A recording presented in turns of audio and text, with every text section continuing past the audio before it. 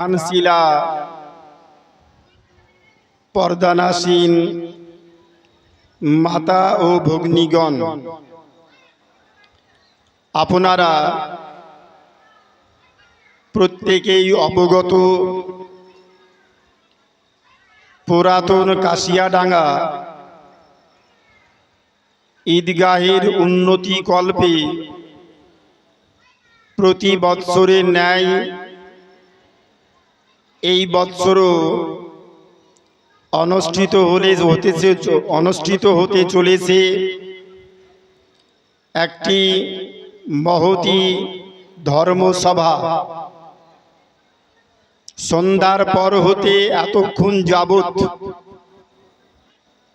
আপনাদের এলাকার শুধু নয়, এপার বাংলা ওপার বাংলার সুবিখ্যাত জীবনী গায়ক বক্তা,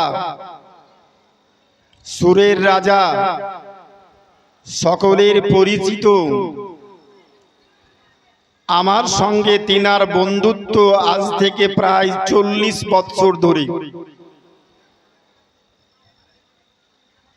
আমার চরম পরম শ্রদ্ধার পাত্র হযরতুল আল্লাম মাওলানা হিলাল উদ্দিন রেজভী সাহেবের মুখ থেকে তার সুন্দর বাচন ভঙ্গির মাধ্যমে শানে রিসালাত, নবীর সম্মান মর্যাদা, নবীর ভালোবাসা, সাহাবায়ে কেরামদের ভালোবাসা খুব সুন্দর করে তিনি উপস্থাপন করেছেন।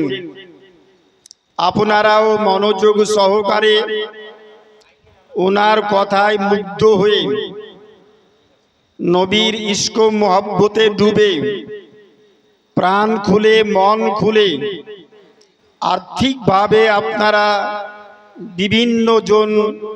বিভিন্নভাবে সহযোগিতার হাত বাড়িয়েছেন।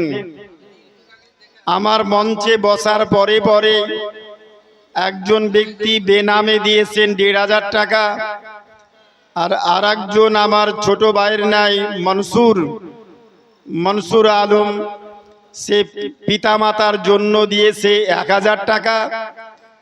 আমার পূর্বে এখানে বসার পর বহুজন ব্যক্তি দান করেছেন এই ঈদগাহের উন্নতি কল্পে। ঈদগাহের হুকুম হচ্ছে মসজিদের হুকুমের ন্যায়। ঈদুস সালাহ কা হুকমিল মসজিদ, মসজিদের যা হুকুম ঈদগাহের হচ্ছে তেমনই হুকুম। মসজিদের যেমন সম্মান প্রদর্শন করা প্রত্যেক মুমিনের জন্য করণীয় কর্তব্য, তদ্রূপ ঈদগাহেরও সম্মান প্রদর্শন করা প্রত্যেক মুমিন মুত্তাকিনের জন্য করণীয় কর্তব্য।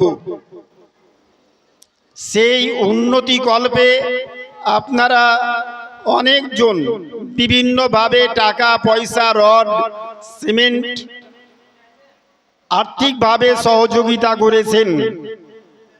কারো নাম প্রকাশ পেয়েছে, কারো নাম প্রকাশ পায়নি, কিন্তু অন্তর্যামী আল্লাহ প্রত্যেকের দানকে উনি দেখছেন, আর প্রত্যেকের মনের ইচ্ছাকেও উনি দেখছেন। কারণ আল্লাহ হচ্ছেন সর্বদ্রষ্টা, সর্বস্রষ্টা, সর্বদ্রষ্টা। আল্লাহ সব কিছু সৃষ্টি করেছেন, সর্বদ্রষ্টা। আল্লাহ সব কিছু দেখেন, আল্লাহ সব কিছু দেখেন। রাত্রে যেমন দেখেন, দিনে তেমন দেখেন।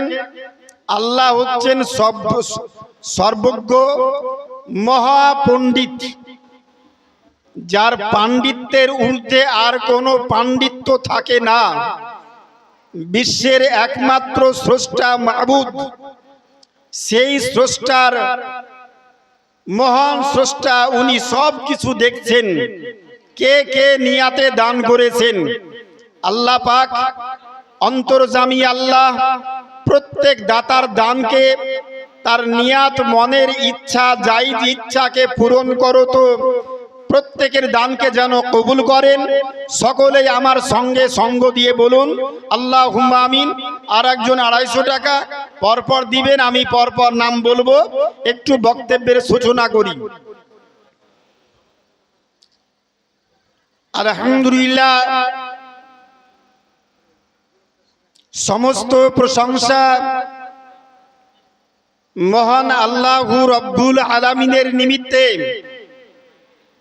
যিনি এক অদ্বিতীয় নিরাকার নিরঞ্জন ওয়াহদাহু লা শারীকা লাহ। আল্লাহ নিজেই বলেছেন লাইসা কামিসলিহি শাইউন। স্রষ্টা আল্লাহ, উনি কারো মতো নন। নিরাকার নিরঞ্জন আল্লাহ, যিনি সর্বদাতা সর্বদ্রষ্টা সর্বস্রষ্টা। সব কিছু দেখেন, আল্লাহর চোখ নাই। ওয়াল্লাহু সামিউম বাসির। আল্লাহ সর্বশ্রোতা, সব শুনেন, ওনার কান নাই। সব দেখেন, ওনার চোখ নাই। সব দেখেন, ওনার চোখ নাই। সব শুনেন, আল্লাহর কান নাই। কিন্তু আল্লাহর কান আল্লাহর চোখ এটা কোনো সৃষ্টির মতো নয়। এটা হচ্ছে কুদরতি শক্তি দ্বারা আল্লাহর জ্ঞান, আল্লাহর কান, আল্লাহর হচ্ছে আপনার আওয়াজ শব্দ, আল্লাহর চোখ আল্লাহর কান, এটা হচ্ছে কুদরতি কান, কোন সৃষ্টির মতো নয়। মহান রব্বুল আলামিনের চরম পরম প্রশংসা করো তো সকলেই মুহাব্বতে। এই বক্তব্য আরম্ভ করার পূর্বে একবার মুহাব্বতে বলি আলহামদুলিল্লাহ। অতঃপর বিশ্বের শান্তির দূত, সাম্যবাদ ধর্মের প্রতিষ্ঠাতা, গণতান্ত্রিক ধর্মের প্রবর্তক, বিশ্বগুরু, জগৎগুরু, মানব জাতির কল্যাণকারক, উত্তম আদর্শের প্রতীক, সকলেই মুহাব্বতে বলি আল্লাহুম্মা আমিন। টু দি পয়েন্ট বক্তব্য। আমার মধ্যে কোনো সুর নেই, আমার মধ্যে কোনো সুমিষ্ট ভাষা নেই। আমি কোনো গজল পড়তে পারি না, আমি কোনো নাচ শরীফ পড়তে পারি না। নাচ শরীফ পড়া সাহাবায়ে কিরামদের সুন্নাত, আর নাচ শরীফ শোনা এটা নবী পাকের সুন্নাত।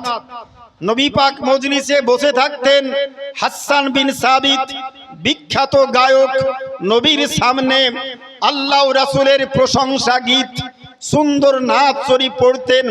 নবী আমার খুব কান পেতে শুনতেন এবং মুচকি মুচকি হাসতেন। নাচ পড়া সাহাবায়ে কিরামদের সুন্নাত, আর নাচ শোনা হচ্ছে নবী পাকের সুন্নাত।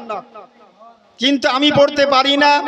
আল্লাহ ওইভাবে আমাকে পৃথিবীতে পাঠাননি। আমরা সকলেই জানি মানুষের তৈরি করা ফ্যাক্টরিতে একই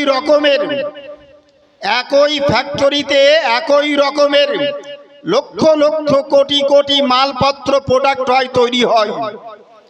আর আল্লাহর ফ্যাক্টরিতে যে বস্তু তৈরি হয় প্রত্যেক ভিন্ন ভিন্ন, আলাদা আলাদা। একই মায়ের পেটে 5টি সন্তান। আচ্ছা, 5টা সন্তান কি এক রকমের বাবা? এক একটা সন্তান এক এক রকমের। আল্লাহ সৃষ্টি মানব জাতি তৈরি করার কারখানা মায়ের পেট। একই মায়ের পেটে 5টি সন্তান, 5টি ভিন্ন ভিন্ন, কারো সঙ্গে কারো কোনো মিল নাই। পৃথিবীতে কোটি কোটি মানুষ এই অখণ্ড ভারতবর্ষে, নাও টাইম অল ওভার ইন্ডিয়া বেসেসে, বর্তমান ভারতবর্ষের মাটিতে 1 কোটি 100 কোটি 145 কোটির ঊর্ধ্বে মানুষ বসবাস করছে। আচ্ছা, কোন মানুষ কি কারো মতো হবে? মালদা, দিনাজপুর, উত্তরপ্রদেশ, মধ্যপ্রদেশ কারো মতো করে আল্লাহ কাউকে তৈরি করেননি। স্রষ্টার ফ্যাক্টরি থেকে যেটাই তৈরি হয় সেটাই হয় ভিন্ন ভিন্ন। মানুষের ফ্যাক্টরি থেকে যেটা তৈরি হয় একই ধরনের লক্ষ লক্ষ বস্তু মানুষ তৈরি করতে পারে, কিন্তু আল্লাহর ফ্যাক্টরিতে যেটা তৈরি হয় প্রত্যেকটা হয় আলাদা আলাদা, ভিন্ন ভিন্ন, কারো সঙ্গে কারো কোনো মিল থাকে না। মহান স্রষ্টা হচ্ছেন এক, সৃষ্টি হচ্ছে 18,000 মখলুকাত। স্রষ্টা হচ্ছেন এক, সৃষ্টি 18,000 মখলুকাত। 18,000 মখলুকাতের মধ্যে হতে উত্তম সৃষ্টি মানব জাতি, তাই না? উত্তম সৃষ্টি মানব জাতি, আর উত্তম সৃষ্টির মধ্যে মানুষ সব থেকে উত্তম। আল্লাহ পাক বলেছেন লাকাদ কাররামনা বানি আদম, আমি আদম সন্তানকে উত্তম রূপে তৈরি করেছি। লাকাদ খালাকনাল ইনসানা ফি আহসানি তাকবীম, নিশ্চয় আমি আল্লাহ মানব জাতিকে সুন্দর থেকে সুন্দরতম করে আমি আল্লাহ তৈরি করেছি। মানব জাতি সৃষ্টির মধ্যে সেরা সৃষ্টি। গরু ছাগল ভেড়া মুরগি সৃষ্টি, চন্দ্র সৃষ্টি, সূর্য সৃষ্টি, ফেরেশতা সৃষ্টি, সব সৃষ্টির থেকে উত্তম সৃষ্টি মানব জাতি। আপনার মধ্যে দুটো প্রশ্ন জাগবে, বলে মাওলানা একটি চাঁদ আকাশে উঠলে রাত্রি অন্ধকারকে দূর করে পুরো আলোক রশ্মি ছড়িয়ে গোটা পৃথিবীকে পূর্ণিমার চাঁদ্রি, পূর্ণিমার চাঁদ দিনের মতো আলো তৈরি করে, ওই চাঁদও তো আল্লাহ সৃষ্টি, চাঁদের থেকে কি মানুষ উত্তম? আল্লাহ সৃষ্টি হচ্ছে ফেরেশতা, ফেরেশতা নূরের সৃষ্টি, আমরা মানুষ, আমরা মাটির সৃষ্টি, ফেরেশতার থেকে কি মানুষ উত্তম? সব প্রশ্নের একটাই উত্তর হবে, আল্লাহ পাক কোরআন পাকে বলেছেন লাকাদ কাররামনা বানি আদম, সুনিশ্চিত আমি আল্লাহ মানব জাতিকে সর্বোচ্চ মর্যাদা দিয়ে আমি পৃথিবীর মাটিতে তৈরি করেছি। এই বাণী দিয়ে প্রমাণিত হলো চন্দ্র সূর্যর থেকে মানুষ হচ্ছে উত্তম। কিন্তু সব মানুষ কি উত্তম? মানুষ তো উত্তম সৃষ্টি, জগতের মধ্যে উত্তম সৃষ্টি মানব জাতি। গত পরশু একটা মঞ্চে ছিলাম, হঠাৎ প্রশ্ন করলো, হুজুর মানুষ সব থেকে উত্তম বলছেন, একটা জিনিস ব্রেনে ঢুকে না। আমরা গ্রামের দিকে যখন তাকাই, আমাদের মধ্যে কিছু মানুষ বসবাস করে, মানুষ চন্দ্র সূর্য তো দূরের কথা, গরু ছাগল চতুষ্পদ প্রাণীর থেকেও আমাদের সমাজে কিছু নিকৃষ্ট মানুষ বসবাস করছে। ওই লোকটাকে ভালো কেমন করে বলবো? যুক্তি তো আছে। তাই তো আমাদের সমাজেতে কিছু মানুষ বসবাস করছে যারা চন্দ্র সূর্য তো দূরের কথা, চতুষ্পদ প্রাণী গরু ছাগলের থেকেও নিকৃষ্ট। নাই বাপ? আছে তো সমাজে। সকালে এক রকমের চরিত্র, দুপুরে আরেক রকমের চরিত্র, বিকালে আরেক রকমের চরিত্র। একই ব্যক্তির তিন ধরনের চরিত্র প্রকাশ পাচ্ছে। মিথ্যার গাড়ি তো না, মিথ্যার হাড়ি। এই ব্যক্তি সম্পর্কে তাহলে কি বলবেন? রব্বুল আলামিন সুস্পষ্ট ভাবে কোরআন শরীফ 7ম পারা সূরা আল মায়েদা আয়াত নাম্বার 69 এর মধ্যে বলেছেন উলাইকাল্লাযিনা আনআমাল্লাহু আলাইহিম মিনান নাবিয়্যিনা ওয়াস-সিদ্দিকিনা ওয়াশ-শুহাদাই ওয়াস-সালিহিন। ওই সম্প্রদায় মানব জাতির মধ্যে হতে আল্লাহ সুস্পষ্ট করে দিয়েছেন সব মানুষ উত্তম না। মানব জাতির মধ্যে হতে 4 শ্রেণীর মানুষ আমার নিকটে চন্দ্র সূর্যর থেকে বেশি উত্তম। কোন শ্রেণীর মানুষ? আল্লাহ বলছে আমি নিজ হাতে যাদের মধ্যে নেয়ামত বন্টন করেছি, জান্নাত বন্টন করেছি, রহমত বন্টন করেছি মানব জাতির মধ্যে হতে 1 নাম্বার হচ্ছে নবীগণ, আম্বিয়ায়ে কেরাম আল্লাযিনা আনআমাল্লাহু মিনান নাবিয়্যিনা। 1 নাম্বার হচ্ছে নবীগণ, আম্বিয়ায়ে কেরাম। ইচ্ছাকৃত আমল করে, নামাজ পড়ে, জিকির করে, তাসবিহ পড়ে আমলের জোরে নবী হওয়া যায় না। আল্লাহ যাকে পছন্দ করেন, যাকে নির্বাচন করেন, আল্লাহ নিজে নিজেই নির্বাচন করেন এই ব্যক্তি হবে নবী। যাকে বেশি পছন্দ করেছেন তাকে আল্লাহ নবুয়তের স্টেজ মর্যাদা দান করেছেন। আমল করে, জিকির করে, তসবিহ পড়ে এমএ পাস করা যায়, মাস্টার ডিগ্রি করা যায়, মাধ্যমিক পাস করা যায়, কিন্তু নবুয়তটা কোনো শিক্ষাগত পরিশ্রম করে এই নবুয়ত টাইটেলটা পাওয়া যায় না। আল্লাহ যাকে নির্বাচন করেন, যাকে পছন্দ করেন মানুষের মধ্যে হতে, তাকেই নবুয়তটা দান করেন। এক নাম্বার নবীগণ, নবীর বহু বচন আম্বিয়া। দ্বিতীয় নাম্বার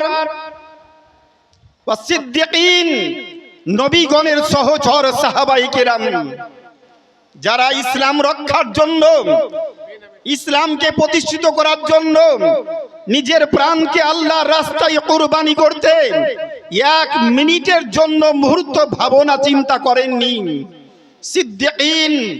তৃতীয় নাম্বার ওয়ামিনাশ শুহাদা, যারা ইসলাম রক্ষার জন্য, ইসলামকে প্রতিষ্ঠিত করার জন্য যুগে যুগে সাইয়্যিদুনা আদম পয়গম্বর থেকে আজ পর্যন্ত পৃথিবীর মাটিতে ইসলামকে প্রতিষ্ঠিত করতে গিয়ে নিজের প্রাণকে আল্লাহর রাস্তায় কুরবানি করেছে শুহাদায়ে কেরাম, যাদের সম্পর্কে আল্লাহ বলেছেন ওয়ালা তাকুলু লিমা ইউকতালু ফি সাবিলিল্লাহ, তোমরা মৃত বলিও না, মরা বলিও না ওই সম্প্রদায়কে যারা আমার রাস্তায় কুরবানি হয়েছে, আমার রাস্তায় প্রাণকে উৎসর্গ করেছে, ওইন ব্যক্তিকে তোমরা কেউ মৃত বলিও না, মরা বলিও না, বাল আহইয়াউন, বরং তারা জীবিত, ওয়ালাকিন লা তাশউরুন, তোমরা অনুভব করতে পারো না, বুঝতে পারো না তারা কেমন করে জীবিত। একবার জোরে মুহাব্বতে বলি সুবহানাল্লাহ। চতুর্থ নাম্বার ওয়ামিনা সলিহিন, যারা আল্লাহ ওয়ালা ব্যক্তি, গাউস কুতুব আকতাব, নবুয়তের দরজা শেষ, কিয়ামত পর্যন্ত ওহী বন্ধ, কিন্তু আল্লাহর তরফ থেকে বান্দার নিকটে ইলহাম, ওইসি ইলহাম চালু ছিল, চালু আছে, কিয়ামত পর্যন্ত চালু থাকবে। ইলহামটা চালু থাকবে, ওহী বন্ধ হয়েছে, ওহী নবীর জন্য খাস, এটা বিশেষ আল্লাহর তরফ থেকে নিয়ামত। এই চার শ্রেণীর ব্যক্তি যারা, এরা চন্দ্র সূর্যর থেকে উত্তম। আর চার শ্রেণীর ব্যক্তির সঙ্গে যারা সঙ্গ দিয়ে থাকবে তারা মানুষের মধ্যে উত্তম। এদেরকে ছেড়ে দিয়ে, এদেরকে বাদ রেখে, এদের পথ মতকে ত্যাগ করে নিজের মন গড়া পথ মত তৈরি করে যারা জীবন যাপন করবে, যতই আমল করুক না কেন, আল্লাহ পর্যন্ত আমল কবুল হবে না, অবস্থিত হবে না। চার শ্রেণীর মানুষ সৃষ্টির মধ্যে অতি উত্তম সৃষ্টি। পাশেই কবরস্থান। একটা কথা মনে চলে আসলো, কথাটা বলে নিয়ে বক্তব্য একবার শুরু করছি। ঘরে একজন ব্যক্তি বলছে, হুজুর একটা বিষয় বলবেন তো স্টেজে। কি? আচ্ছা, কবরে তিনটি প্রশ্ন কেন করা হয়? আমাদের বাড়ির দাদিরা, নানিরা, বৃদ্ধা 60-70 বছর, 80 বছর বৃদ্ধা মেয়েরা, 40 বছরের বাড়ির পরিবারের মেয়েরা ভাত রান্না করে, উঠোন ভর্তি করে ধান শুকায়, হাড়ি ভর্তি ভাত রান্না করে, একটা ভাত চেখে দেখে পুরো হাড়ির সংবাদ বলে দেয়। একটা ধান উঠিয়ে কুটুস করে কামড় দিয়ে, শুকনো ধান শুকিয়েছে কি শুকায়নি, একটা ধানকে মুখে দিয়ে কুটুস করে কামড় দিয়ে বলে দেয় যে ধান হয়ে গিয়েছে, ধান উঠিয়ে নাও। একটি ধানে উঠোন ভর্তি ধানের সংবাদ বলতে পারা যায়। একটি ভাত তুলে পুরো হাড়ির ভাতের সংবাদ বলতে পারা যায়। তো কবরে আল্লাহর দুইজন ফেরেশতা পাঠাবেন লাশকে রাখার পর। দুইজন ফেরেশতা আসবে, একজন মাথার দিক থেকে, একজন পায়ের দিক থেকে। একজন ফেরেশতার নাম হবে মুনকার, আর একজন ফেরেশতার নাম হবে নাকির। আচ্ছা, দুইজন ফেরেশতা আমরা সারা জীবন শুনে আসছি, কবরে প্রশ্ন হবে তিনখানা। না ভাই, তিনখানা শুনেছেন না? কবরে প্রশ্ন হবে তিনখানা। আচ্ছা, ফেরেশতা তো দুইজন, তো তিনখানা প্রশ্ন কেমন করে ভাগ হবে? কোন ফেরেশতা কি কটা প্রশ্ন করবে? একখানা, দুখানা? দেড়খানা করে, তাও তো হবে না। মুনকার কি প্রশ্ন করবে আর নাকির ফেরেশতা কি প্রশ্ন করবে, এটা আমাকে জিজ্ঞেস করেনি, তথ্য বলতে গিয়ে বলে দিচ্ছি। মুনকার ফেরেশতা যখন প্রশ্ন করবেন নাকির চুপ থাকবেন, আর নাকির যখন প্রশ্ন করবেন মুনকার চুপ থাকবেন। নেককার পরেশগার ব্যক্তিকে প্রশ্ন করবে মুনকার নামক ফেরেশতা, তিনখানা প্রশ্ন, তিনখানা একাই করবেন। আর গুনেগার পাপী তাপী আত্মাকে প্রশ্ন করবে নাকির নামক ফেরেশতা, তখন মুনকার চুপচাপ থাকবে। উত্তর ক্লিয়ার হয়ে গেল, শর্ট করে বলে দিলাম। তৃতীয় নাম্বার কথা হচ্ছে তিনখানা প্রশ্ন কেন? শ্মশানে প্রশ্ন হবে, পোপে প্রশ্ন হবে, কফিনে প্রশ্ন হবে। খ্রিস্টানদের আপনার তাদের কফিনে প্রশ্ন হবে, পোপে প্রশ্ন হবে, শ্মশানে প্রশ্ন হবে, বাঘের পেটে প্রশ্ন হবে, পাহাড় চেপে মারা গিয়েছে, সমুদ্রের নিচে মারা গিয়েছে, যেখানে যার মৃত্যু হয়েছে সেখানেই প্রশ্ন হবে।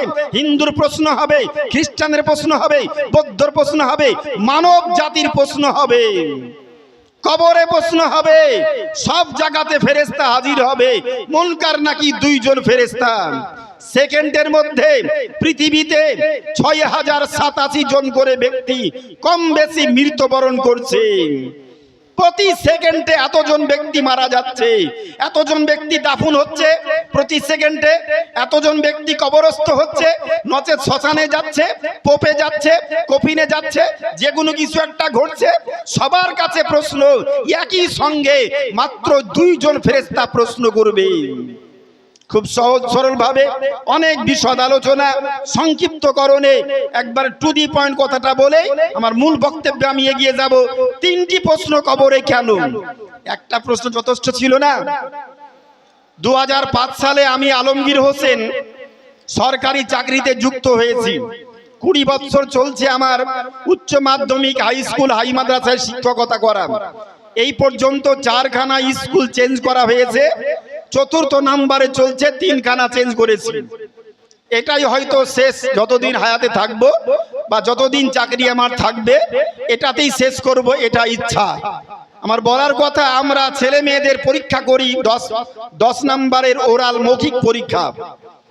80 জন ছেলে মেয়ে, 35 মিনিট, 35 মিনিটে 80 জনের পরীক্ষা শেষ। আমার মতো একটা ক্ষুদ্র জ্ঞানের মাস্টার, এত বেন নাই, কিচ্ছু নাই, 80টা ছেলে মেয়ের 35 মিনিটে প্রশ্ন কমপ্লিট করছি, 10-এর মধ্যে নাম্বার দিয়ে দিচ্ছি 8-9। জি না? এত ছোটে ছোটে হয়। কিন্তু কবরে 3টি প্রশ্ন কেন? একটা কি যথেষ্ট ছিল না? ওটা কি আল্লাহ পারতেন না? 3টি কেন প্রশ্ন হলো? 1 নাম্বার প্রশ্ন করবে ফেরেশতা, মান রব্বুকা, তোমার রবটাকে, তোমার প্রতিপালককে, তোমার রবটাকে। খ্রিস্টান বলবে এক, বৌদ্ধ বলবে এক, ইহুদি বলবে এক, নাসারা বলবে এক, মুসলমান বলবে এক, হিন্দু শাস্ত্রে দেবতা বলবে ওম নমস্তে সর্বভূত নমো হোতারমিন্দ্র হোতারমিন্দ্র মহাশ্রীন্দ্রা জ্যেষ্ঠং শ্রেষ্ঠং পরমং পূর্ণং আল্লাহু রাসূল মুহাম্মাদার কঙ্গ পরস্য বল্লম ইল্লাল্লাহি ইল্লাল্লাহ, একমাত্র এক, এক, এক। সবাই বলবে এক।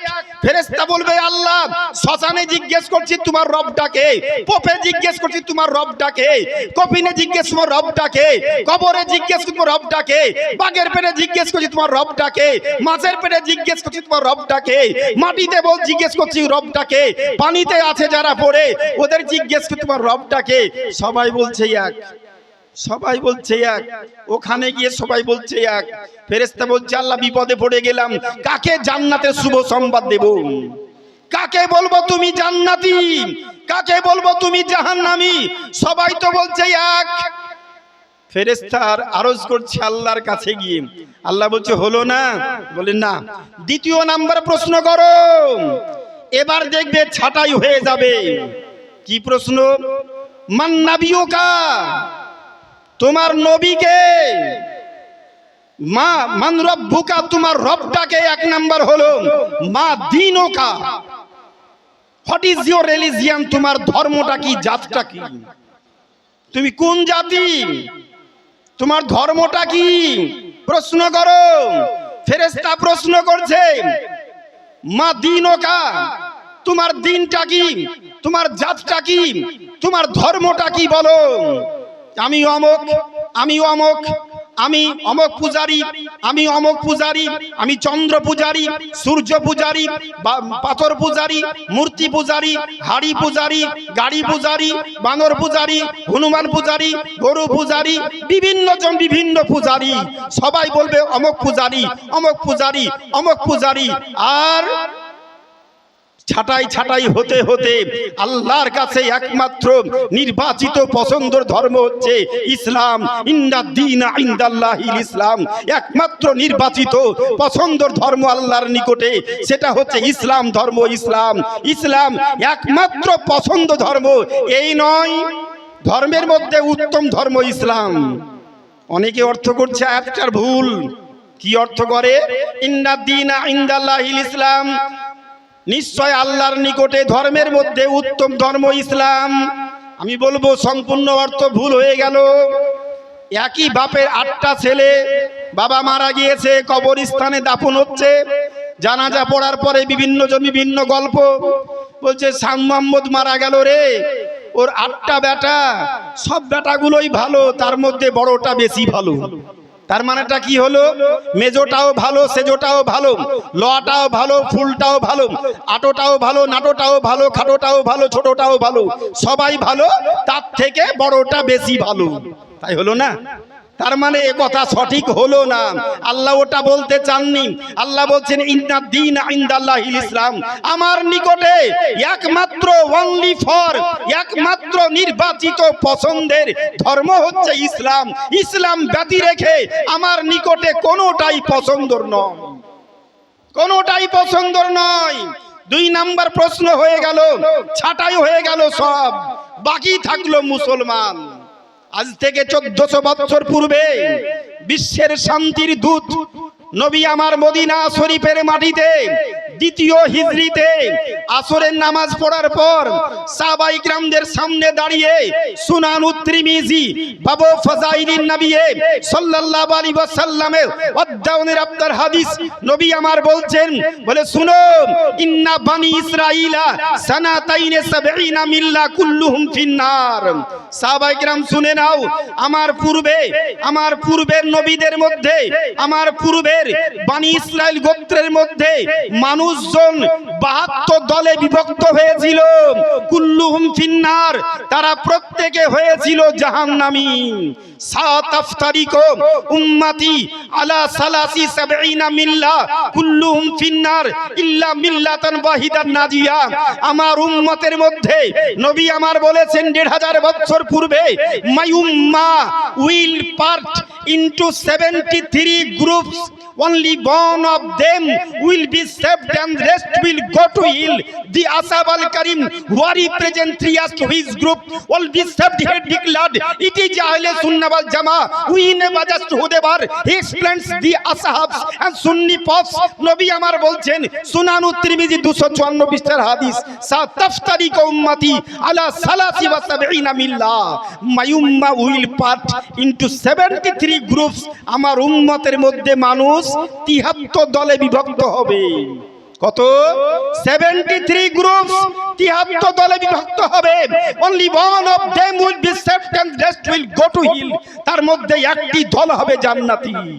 সাহাবায়ে কিরাম জিজ্ঞেস করলেন, হুইচ গ্রুপ ইয়া রাসূলুল্লাহ, মান হুম ইয়া রাসূলুল্লাহ, কোন দলটি জান্নাতি হবে? আমরা সবাই তো বলছি জান্নাতি। কেউ নামাজ পড়ে বলছে জান্নাতি, কেউ নামাজ না পড়ে বলছে জান্নাতি। আমার ভাবনা ছিল মুসলমান যখন আমরা সবাই কাবা শরীফে, অন্য জায়গায় যা করুক না কেন, কাবা শরীফে গিয়ে সবাই হয়তো একই রকমেরই নামাজটা পড়ে। 2022 সালে মক্কায় গেলাম, রাত্রি 12টায় উপস্থিত হলাম। জিদ্দায় নামার পরে বাস ধরে যখন মক্কাতুল মুকাররমা কাবা শরীফের নিকটে গেলাম, জিজ্ঞেস করলাম মালপত্র ব্যাগপত্র রাখার পর, এখান থেকে কাবা কত দূর? আমার মুআল্লিম বলল, হুজুর পায়ে হেঁটে মাত্র 5 মিনিট। তো এখন যেতে হবে না, রাত্রি এখন 2টো, আরাম করুন, সকালবেলাতে ফজরের পরে আপনাদের তফ সাই সবগুলো হয়ে যাবে। আমি বললাম, আমি যে বিছানায় ঘুমাবো, ঘুমটা আমার ভাঙবে কোনো গ্যারান্টি আছে? না, তা গ্যারান্টি নাই। বহুদিনের আশা, মানুষের আল্লাহ সব আশা পূর্ণ করেন মানুষ যদি চাবার মতো চাইতে পারে। অবশ্যই আল্লাহ প্রত্যেক মানুষের আবেদন নিবেদনটা কবুল করেন। আল্লাহ বলেছেন বাদউনি আস্তাজিবু লাকুম, বান্দা তোমরা আমার কাছে প্রার্থনা করো, আমার কাছে চাও। আস্তাজিবু লাকুম, আমি তোমাদের প্রত্যেকের চাওয়া পাওয়া কবুল করি আল্লাহ। কিন্তু চাই তো আমরা বহু কিছু, আমরা চাই না। বাড়ি থেকে বের হলাম, লালবাগ যাব, বহরমপুর যাব, কলকাতা যাব, টাকা পয়সার অভাব, ভগবানগোলা স্টেশনে যাচ্ছি, সকালবেলায় দেখছি 10 টাকা 10 টাকা 20 টাকা ভাগ্যের লটারি টিকিট বিক্রি করছে। কার মনটা বলে না 10 টাকা দিয়ে টিকিটটা কাটলাম, আল্লাহ 1 নাম্বার পুরস্কারটা যেন আমার নামে আসে, বলে কি বলে না? রাস্তা দিয়ে বের হলাম, আল্লাহ টাকার খুব দরকার, স্ত্রী অসুস্থ, ছেলে অসুস্থ, মেয়ে অসুস্থ, বহরমপুর চিকিৎসা করতে যাব। বাড়ি থেকে বের হলাম, সবাই নাকি টাকা কুড়িয়ে পায়, আমার ভাগ্যে জুটে না। আল্লাহ, বাড়ি থেকে বের হলাম বিসমিল্লাহ বলে, রাস্তায় গিয়ে যাতে 50,000 টাকার একটা বান্ডিল পড়ে পাই, পড়ে পেলে একবারে কথা দিচ্ছি আল্লাহ, পাকা কথা, বাড়ি ফিরে আসবো 10,000 টাকা তোমার ঘর মসজিদে দান করব, আর 40,000 টাকা আমি খরচ করব। মন বলে না? প্রত্যেকের মন তো বলে আল্লাহ 1 তলা আছে 2 তলা করে দাও, 2 চাকা আছে 4 চাকা দিয়ে দাও, বলে না? আচ্ছা, কোন ব্যক্তিকে বলে এত পরিশ্রম করছি আল্লাহ ছেলে মেয়ের জন্য, আর খাটতে পারছি না, এত খাটনি করতে পারছি না, ছেলেরা বসে বসে খাচ্ছে, আমার বয়স হয়েছে আর কাজ করতে পারছি না, রাত্রে বাড়িতে আসার পর 2টি খাবার খাওয়ার পর বিচারে শোয়ার পরে কেউ কি বলবে আল্লাহ আর পরিশ্রম করতে পারছি না ছেলে মেয়ের জন্য, খুব হয়েছে আল্লাহ এই বিছানায় ঘুমিয়ে গেলাম, আমার 2 চোখ কানা করে দিও, সকালবেলায় কাজ করতে হবে না, পাড়ায় পাড়ায় লাঠি ধরে ভিক্ষা করব, বলবে কেউ? ওটা কেউ বলবে না। আল্লাহ, বাড়ি থেকে বের হলাম, রাস্তা দিয়ে যাব, আর মোটরসাইকেল অ্যাক্সিডেন্ট হয়ে যাতে আমার 1 পা ভেঙে যায়, পঞ্চায়েতে আবেদন করব, 3 চাকার ভ্যান পাবো, পাড়ায় পাড়ায় ভিক্ষা করব, আর কাজকর্ম করতে হবে না, ব্যবস্থা আল্লাহ করে দিও। ওটাও কেউ বলবে না। আমরা পজিটিভ সবাই চাই, নেগেটিভটা কেউ চাই না। চাই আমরা ভালো দিকটা সবাই চাই, খারাপ দিকটা কেউ চাই না। আর চাইবো বা কেন? আল্লাহ বলেছেন বাদউনি আস্তাজিবু লাকুম, বান্দা তোমরা আমার কাছে চাও, আমি তোমাদের প্রত্যেকের চাওয়া পাওয়া কবুল করি, কিন্তু চাওয়ার মতো চাইতে হবে, চাইলেই সব পাওয়া যাবে না। আইয়ু আসমাউ দুআ ইনদাল্লাহ, আল্লাহ কোন ব্যক্তির দোয়াকে বেশি কবুল করেন? সুনান তিরমিজি শরীফের মধ্যে হাদিস, বাবুদ দুআইন নবী সাল্লাল্লাহু আলাইহি ওয়াসাল্লাম, দুআর অধ্যায়ের মধ্যে 23 নম্বরের হাদিস, নবী আমার বলেছেন আইয়ু আসমাউ দুআ ইনদাল্লাহ, আল্লাহর নিকটে কোন দোয়াটা বেশি গ্রহণযোগ্য, কোন দোয়াটা বেশি গ্রহণযোগ্য, কোন সময়ের দোয়া আল্লাহ বেশি বেশি কবুল করেন? তো নবী আমার বলেছেন কালান নবী সাল্লাল্লাহু আলাইহি ওয়াসাল্লাম আদ-দুআ আই বাদা দুবুরা সালাতিল মাকতুবা, প্রত্যেক ফরজ নামাজের পর বান্দা যখন সমবেতভাবে আল্লাহর কাছে হাত তুলে দোয়া করে, ওই দোয়াটা আল্লাহ বান্দার তরফ থেকে বেশি বেশি করে কবুল করেন।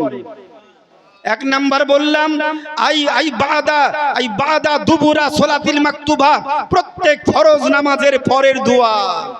আজকের দিনে আধুনিকতার ছোঁয়া ইসলামের মধ্যে এসেছে, পাড়ায় পাড়ায় নতুন ফিতনা তৈরি হয়েছে। আমরা সবাই দেশের মানুষ দোয়া করছি, আর আমার ঘরের ছেলে দোয়া হাত তুলে না করে ও আঙুল গুনছে, আবার কাউকে দেখছি 2 হাত চালাচ্ছে ভাবে স্পিডে। আমি জিজ্ঞেস করছি একটা ছেলেকে, 2 হাতে তুমি কি দোয়া পড়ছো? আল্লাহু আকবার, আল্লাহু আকবার, আল্লাহু আকবার। 1 হাতে চলছে, 2 হাতে তো দোয়া হবে না। আমাকে বলছে হুজুর 1 হাতেই পড়ছি, এটা এমনি এমনি চলছি, আসলে পড়ছি 1 হাতে, কিন্তু এটা এমনি এমনি জোছে জোছে চলছে। আমি তো বুঝতে পারলাম না। তো বলছে ফুটবল খেলা কোনদিন দেখেছেন? আমি দেখেছি। আচ্ছা, খেলোয়াড়েরা ফুটবল খেলে 11 11 সাইড, আর চতুর্দিকে দর্শক যারা থাকে, ভালো খেলোয়াড় বাইরে যদি থাকে, ওর পক্ষের ছেলেকে বলছে মার মার করতে করতে ও ভাবছে মনে হয় ওকে মারতে বলতে গিয়ে সামনে লোক দাঁড়িয়ে আছে, ওর পিঠে লাত মেরে দিল। এই কি হলো? বলছে I am very very sorry, do not mind by you, কিছু মনে নেবেন না। এই আমার পিঠে লাত মেরে বলছে মনে নেবেন না মানে? বাবারে জোসে পড়ে পাটা চলে গিয়েছে, তোমাকে মারার ইচ্ছা আমার ছিল না। জোশে পড়ে চলছে, বিনা জোশে একবার আল্লাহু আকবার সুবহানাল্লাহ এত স্পিডে পড়ছে। সবাই দুয়া যখন হয়ে গেল, ও এমনি খালি খালি মুখে হাতটা বলিয়ে নিয়ে বাইরে গিয়ে আল্লাহু আকবার নামাজ পড়তে লাগলো। সব পাড়াতে দুই একটা করে এরকম ভাইরাস রোগ তৈরি হয়েছে, হয়নি?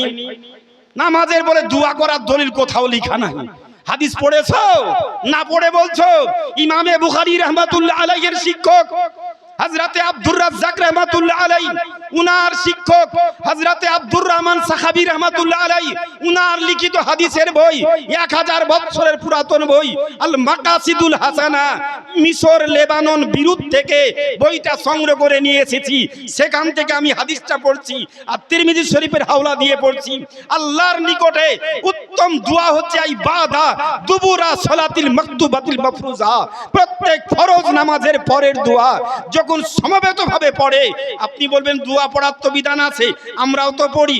এক জায়গায় নামাজ পড়াতে জালসা করতে গিয়েছি, জালসা করতে যাওয়ার পর দেখছি ওরাও ভুলক্রমে আমাকে জিয়াফত দিয়েছে আর আমিও ভুলক্রমে জিয়াফত নিয়ে নিয়েছি। ওদের জিজ্ঞেস করেছি, ভাই আপনারা দরুদ সালাম করেন তো? জি হুজুর, ওটা না করলে মুসলমান হওয়া যায়? আমরা সবাই পড়ি।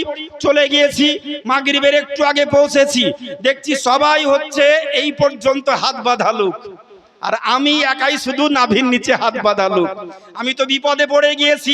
সামনে কাতারে উঁচু করে দাঁড়ালাম, ইমাম সাহেব সামনে চলে গিয়েছে। তো ওখানকার একজন শিক্ষিত মানুষ, উনি এক্স বিডিও অফিসের এমপ্লয়ি, গভর্নমেন্ট এমপ্লয়ি ছিলেন, রিটায়ার্ড করেছেন। দেখতে সুন্দর, চেহারা ভালো। আমাকে বাড়ি কোথায় স্যার? বাড়ি মুর্শিদাবাদ, ইসলামপুর। বলছি কি করেন? আমি একটা উচ্চ মাধ্যমিক স্কুলে শিক্ষকতার কাজ করি। আচ্ছা আচ্ছা, আপনি আমাদের প্রধান বক্তা? আমি প্রধান বক্তা আপনাদের কে আছে? বলে মুফতি আলমগীর হোসেন। আমি বললাম জি, আমি হচ্ছি প্রধান বক্তা। ইমাম সাহেব আপনার পিছনে সারা জীবন নামাজ পড়ি, আমাদের অতিথি এসেছে, ওনার পিছনে নামাজটা পড়বো, আপনি একটু সরে আসুন। ইমাম সাহেব উপায় নাই, দেশের মাতাব্বর যখন বলছে ওকে সরতেই হবে, বাধ্য সরে আসলো। আর আমি দেখলাম আমারও উপায় নাই, সৌজন্যতা আমাকে দাঁড়াতেই হবে, না দাঁড়ালে একটা বিতর্ক তৈরি হবে। পরবর্তীতে নামাজ আমি কি করব তা আমার ব্যক্তিগত ব্যাপার। তো সৌজন্যতা আমিও দাঁড়িয়েছি। সামনে যখন যাচ্ছি, ইমাম সাহেব বলছে, হুজুর আমি এই গ্রামে আসা আমার 12 বছর হলো, আগে নামাজের পরে দোয়া হতো, আমি আসার পরে দোয়াটা বন্ধ করে দিয়েছি। হুজুর আপনি আজকে হুজুর দয়া করে দোয়াটা করেন না। আমি ঠিক আছে, কানে কানে বললো। আমি বললাম ঠিক আছে, অসুবিধা নাই। ও ভাবলো যে মৌলবি আমার কথা শুনবে, অসুবিধা নাই, হুজুর মান সম্মানের ব্যাপার আমার, আমি তো বন্ধ করে দিয়েছি। আমি যে ঠিক আছে, তো আপনি বললেন তো দোয়া করব না, ঠিক আছে আপনি কোনো চিন্তা করেন না। আমি ঠিক পিছনে চলে গেল, আমি দাঁড়িয়ে নামাজ ঠিক 3 রাকাত মাগরিব পড়ে নিলাম। ডান দিকে বাম দিকে সালাম ফিরিয়ে চট করে মুখটা ঘুরিয়ে সব লোক দেখছি হাত গুনে দোয়া পড়ছে। আমি এই দোয়া বন্ধ, কেউ দোয়া করবেন না, আপনাদের ইমাম সাহেব বলেছে। বুঝতে পেরেছেন? ইমাম সাহেব বলেছে কোনো দোয়া করা চলবে না, আপনারা ইয়া দোয়া করছেন কেন? ইমাম সাহেব বলেছে দোয়া করা চলবে না। ইমাম সাহেব বলছে না হুজুর, এটা বন্ধ করিনি, এটা বন্ধ করেছি। আমি আল্লাহুম্মা আমিন, দোয়া আরম্ভ করে দিলাম। ইমাম সাহেব বলেছে দোয়া করা যাবে না, তাই আপনাদের বন্ধ করলাম। ইমাম সাহেব বলছেন না হুজুর দোয়া করা চলবে। তো উনি যখন বলছেন চলবে, তো আল্লাহুম্মা আমিন। আমি ভক্তি ভরে 3 মিনিট 5 মিনিট দোয়াটা করে নিলাম। বয়স্ক মানুষটা বলছে হুজুর জান ধরে 12 বছর পরে আজকে বাপ মায়ের জন্য একটু দোয়া করতে পারলাম। মৌলবি বন্ধ করে দিয়ে দোয়া। মৌলবি বলছে কাজ কেমন হয়ে গেল? আপনাকে মানা করলাম, আপনি আমাকে মানা করলেন, তো আমি লোককে মানা করলাম, লোক দোয়া পড়ছে, আপনি বললেন দোয়া চলবে। আমি তো এইটা বন্ধ করে করিনি, আমি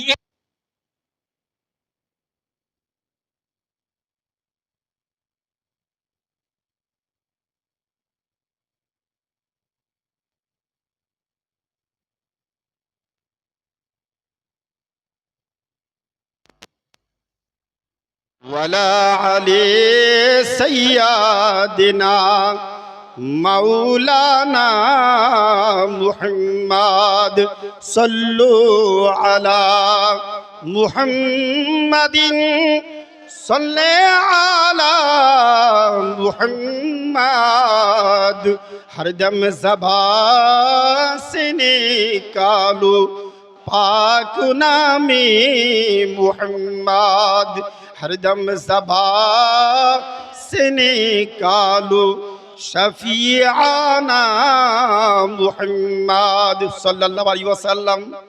ইমাম সাহেব বলছে হুজুর কোন কাজ হয়ে গেল?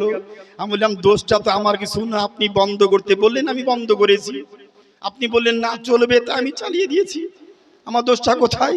তো বলছি হুজুর আমি এটা বন্ধ করিনি, এটা বন্ধ করেছি। আমি বললাম, আমাকে তো আপনি বলেননি যে এইরকম বন্ধ, আপনি বলেছেন দোয়া আমি করি না, দোয়া করতে বলবেন, করবেন না, আমি দোয়া করিনি, বলছেন যখন করে দিলাম।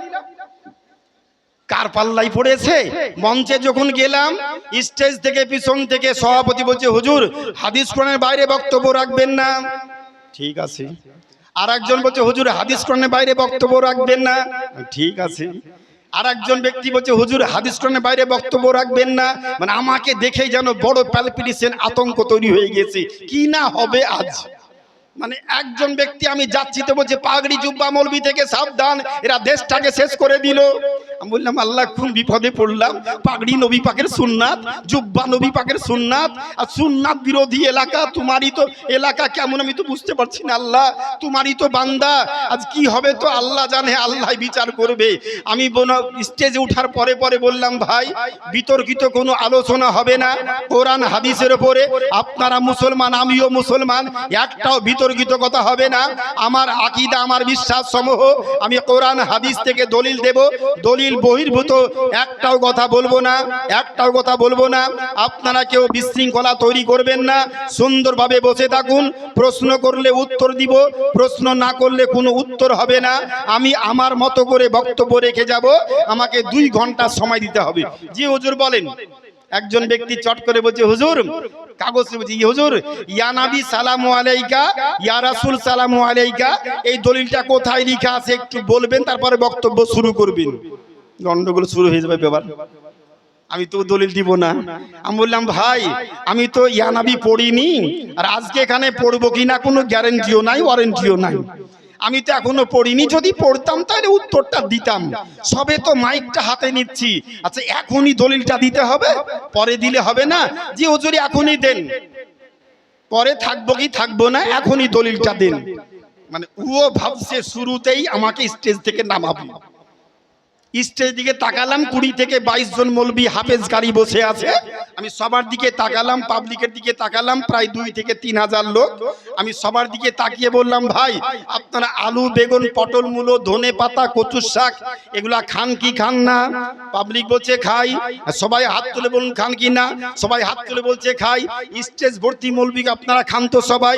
জি হুজুর খাই। আজ মন খুলে বলেন, কোনো মনে দ্বিধাবন্ধি রাখবেন না, ক্লিয়ার বলেন তো সবাই খান কি খান না? জি হুজুর সবাই খাই। সভাপতিকে বলছি আপনি খান তো? জি হুজুর জন্ম থেকে খাই। আমি বয়স কত হলো? বলছে 65 চলছে। আমি খান তো আপনি ছোট থেকে? জি হুজুর খাই। আচ্ছা আপনি সবার সভাপতি? জি। তা আপনি যা বলবেন সব দেশের লোক মেনে নিবে? হ্যাঁ সবাই তো মানবে না, আজকের দিনে মানবে। আমি বললাম মাইকটা ছেড়ে দিলাম, আপনি যেহেতু সভাপতি, এই আলু বেগুন পটল মূলো ধনে পাতা কচুর শাক খাওয়া আপনার এলাকার কোনো আলেম মৌলবীকে মাইকটা ছেড়ে দিলাম, স্টেজে মাইকটা ধরার পরে বলুক কোন হাদিসে কোন ফিকহ শাস্ত্রে কোন কোরআন শরীফের আয়াতে লেখা আছে আলু বেগুন পটল মূলো খাওয়াটা হচ্ছে জায়েজ। দলিলটা দেন। কে দিবেন দেন। মাইকটা আমি ছেড়ে দিলাম। সভাপতি বলছে মুফতি সাহেব উত্তর দেন। মুফতি সাহেব মাথায় হাত দিয়ে বলছে ফতোয়া জানি না। হাফেজ সাহেব উত্তর দেন, বলছে জানি না। কোন বিপদে পড়েছি, আমি তো আসল জায়গায় ওষুধটা দিয়েছি। আমি জানি আলু বেগুন পটল মূলো দলিল জানে না, আমি কেউ জানে না, একটা মৌলবি কেউ জানে না। পাবলিক আপনারা বুঝতে পারছেন তো, আপনাদের আলে ওলামা আলু বেগুন পটল মূলো ধনে পাতা কচুর শাক খাওয়ার এই দলিলটা আর কোনো বইয়ে দেখেনি, এটা কোনোদিন দেখেনি। যেহেতু আচ্ছা ইয়া নবী সালাম আলাইকা সুন্নি আলেমরা কি সব সময় পড়ে? মিলাদে সালামে মিলাদে পড়ে, জালসাতে পড়ে, ওরুসে পড়ে, চাল্লিশাতে পড়ে, 9 দিনের মিলাদে পড়ে। সব সময় তো ইয়া নবী সালাম আলাইকা পড়ে না, পড়ে কি? আর 3 বার ভাত খাই রুটি খাই, আমরা খাই তো সবাই? জি খাই। আচ্ছা যেই জিনিসটা প্রতিনিয়ত করি ওর দলিল আগে দরকার না মাসে যেটা করি ওর দলিলটা আগে দরকার? কোনটা আগে? আগে ওই দলিলটা দেন, যদি দিয়ে দেন তাহলে আমি ইয়া নবীর দলিলটা দিব, দেওয়ার পরে বক্তব্য শুরু করব। সভাপতি বলছে ও কিছু বলতে হবে না, আপনি বক্তব্য চালান। আমি দেখলাম আমিও লাইনে চলে এসেছি, ও লাইনে চলে এসেছে, আর অসুবিধা হবে না, প্রশ্ন আর হবে না। কোন দোয়াটা আল্লাহর নিকটে বেশি কবুল হয়? আইফি জাউফিল লাইল, যখন নির্জন রাত্রে আল্লাহর বান্দা বান্দি আল্লাহর কাছে আরজ করে, আল্লাহ বড় মুসিবতের মধ্যে অবস্থান করছি, আমি একমাত্র তোমার বান্দা, তুমি একমাত্র মাবুদ, আল্লাহ তুমি ছাড়া আমার বিপদকে উদ্ধার করবে, তুমি ছাড়া আমার মুসিবতকে কে উদ্ধার করবে? আল্লাহ আল্লাহ তুমি আমার মুসিবতকে দূর করে দাও। নির্জন রাত্রে যখন কোনো আল্লাহর বান্দা বান্দি বিছানা থেকে উঠার পর দুই হাত তুলে প্রার্থনা করে, ওই দোয়াটা আল্লাহ বেশি বেশি কবুল করেন, বেশি বেশি কবুল করেন। আজকেই সকালবেলায় পড়ছিলাম আবু দাউদ শরীফ, তিরমিজি শরীফের মধ্যে 2366 নাম্বার হাদিস। ওই হাদিসে লেখা আছে, নবী আমার মক্কা থেকে মদিনা যাওয়ার পর সাহাবায়ে কিরামদেরকে নিয়ে মসজিদখানা মসজিদ তৈরি করেছিলেন। এক নাম্বার মসজিদ ছিল মসজিদে কুবা। মদিনাতে নবী আমার 3খানা জুমা মসজিদ তৈরি করেছিলেন। জীবদ্দশায় নবীর তৈরি করা, আল্লাহর তৈরি করা মসজিদ কাবা বাইতুল্লাহ, আর নবীর তৈরি করা মসজিদ 3খানা।